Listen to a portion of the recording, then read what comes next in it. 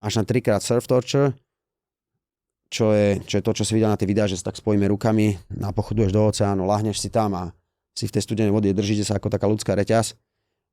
Tam ideš vlastne 3-krát, ideš tam, naspäť, 15 minút tam ležíš, ideš von, skontroluje ťa lekár, otočka, znova na 10 minút ideš, otočka a potom máš nejakých možno 7 až 10 minút znova tretia.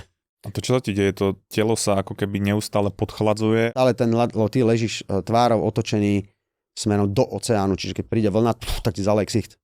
Vieš, čiže tam, keď sa aj zle nadýchneš, trošku sa možno pritopíš alebo trochu sa si pokašleš. No a zároveň tá voda ťa proste tam trošku oplieska o ten piesok a tak ďalej. Nič strašné to není. Je to studené ako hovado, lebo vždycky sa to robí v noci a tak a oni majú také dobré ak by som povedal, barličky, ktorým pomáhajú, aby si to ľudia kvitli. Že napríklad vidia, že zapadá slnko, to sú posledné momenty, keď je ako tak teplo.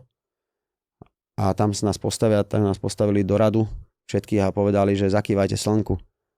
Zakývali, on že povedz, goodbye sun. A my, že goodbye sun. A sme kývali slnko, ako takí dementi.